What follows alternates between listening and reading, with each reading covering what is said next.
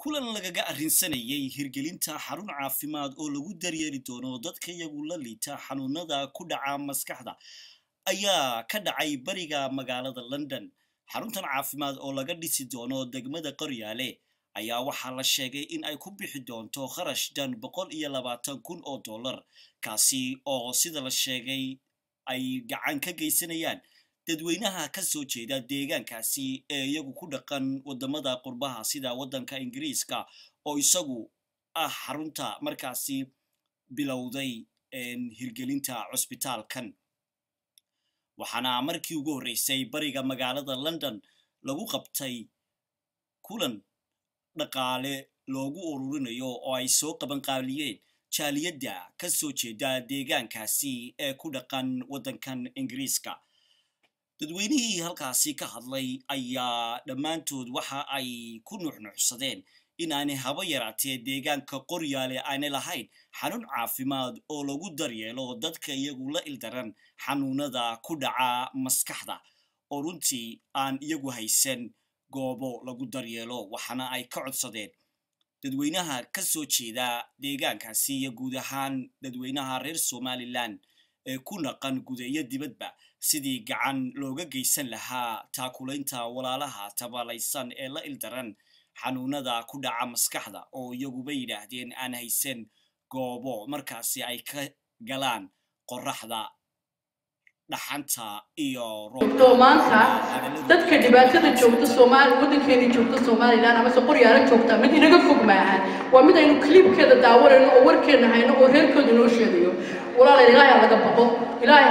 cid kastoo aatiin oo islaam qof kastoo qabrigiisa u turanaya rabbi ha laga baqo ha loo noqdo maanta qof kasta oo bulshada hays dhigo ninka geedka ku xidhan ee maanta wuxuu uga ku taxsameynaya ee aad inta qadayn ee quraacan ee roobka ku qabalay ku qoyaya nin waliba bulshada ilaahay baa wada abuurtay hays dhigo marka walaal ilaahay laga baqo adig isugu noqono aan jawaabkeena fiicna ka sadaqadeysano ayaan anigu ku soo gooyay wassalaamu calaykum reer Somaliland oo dhan way degan yihiin marka waxaan u oran lahaa yeenaan isku koobin waxa weeye dhakhtarkaas wuxuu noqon doonaa dhakhtar ay ka faa'iideystaan reer Somaliland oo dhan waa dhakhtar aynu rajeynayno in ay xukuumadda nagala qayb qaato sideeda in gobolka Togdheer uu ka tirsan yahay runtii qayb ka qaato waxaanu xildhibaano fara badan oo soo baxay oo golo deegaan ah oo runtii aynu ka hadalno dhakhtar 120,000 aynu iskari weyno waxaan oran karaa oo aan ku jiray guddiyo fara badan oo dhisay jaamacadda Burco jaamacadda Hargeysa dhisay dhakhtarka Burco wax badan ka qabtay mental health Burco wax ka qabtay marka waxa weeyaan ma oran karo aqoon la'aan iyo karti la'aan bayna haysa waxa weeyaan daacad baan laga in la qabtay inaan doonahaynin waxa weeyaan waa halka runtii ku shubanayso waxa weeyaan inteena haddaynu u kacno oo aynu doonayno dhakhtarku dhaqaaqo muddo inaguma qaadateen waxaan idin weydiinayaa inteena halkan fadhida imsa waqti geliya arrintan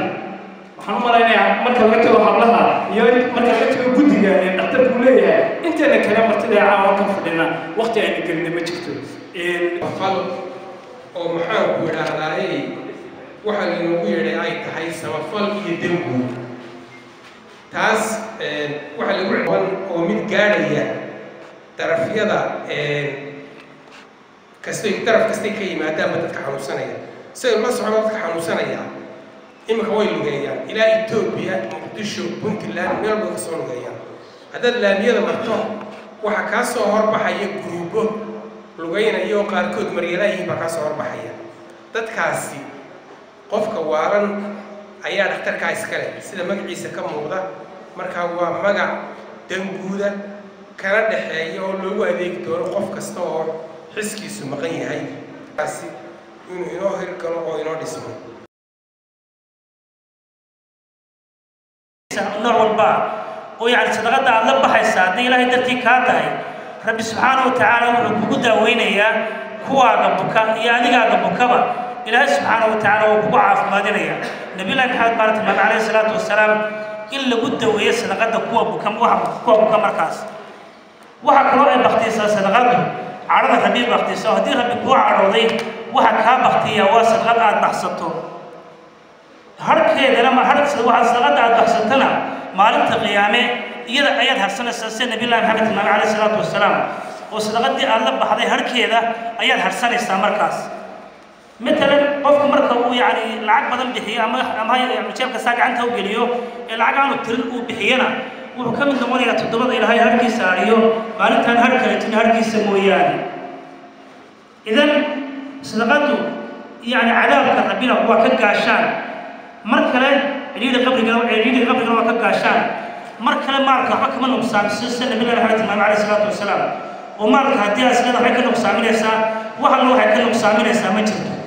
معناه إنه يطالبه يعني شيء جنيه هستا ويعني حق الورق شيء من الأسئلة بس يرسل عقبان ولا بحاله ولا يعني بيل دول ولا حدور اللي عشان تجيني كتري والله العظيم متمرين كنا بقى والله كنت جني سيموت يعني مركب ولا مش تاجر ما نستي سلمان لو طبعا أفراد ما شلون من هذا شن تاجر ما نستي من مريك كانوا مش كساحب لهم باير ولا عقب كله ده هم كله كنت جني ودي يعني توجه لك كبر شن تيجي مركز نبي الله محمد النبي عليه الصلاة والسلام إن أنا مال كانوا نقصامين صدقته إذا هدي أنا مال كانوا نقصامين حتى وحش قف كنت مريم مركب وركوب صدقته شرفت هذا قف مركب قف مالك كيدين شري على صدقتك بحسن شري وحكوا على عدد ولا مالك قيامه ربي يوم حاد كنت بنيجي ويدي أنا صوص على عدسته إذا قف مؤرن يا ربي يوم حاد كنت بنيجي ويدي أنا صوت كذا مؤرن عن حاجة كانوا صاقروا عن يعني سكبنا صوت وهم يعني هو ربي يوم يعني ما دي تبليك عن صدقته وهو أركي قيمة هي كرامة هي شرطة صدقته ولا إذا يدلوا عاصحة ولا ليا وين ما ذا خيال هدي أي نقول هاي أولينا صوت شيء أولينا صوت سوي المعلقين أو كاكاول أو جيت كهرن ومن هذا يتبايشة يروك أنت بجيت كهرن أو باركود لباتن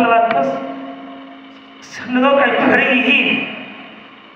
ضمير كان سيدبوا أكبر كراية ولا ليا إن نأكل ندم نبغى ما نقول حساب الله إن كم فرقان يدك على فرقان الحاجة كحساب الله كنا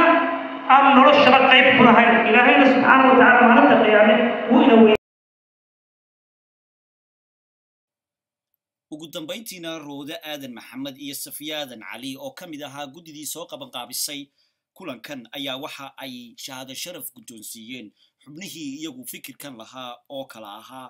Abwaan Xasan Xaaji Maxamed Cawad iyo Khalid Xasan Xaaji Diiriye oo hawshan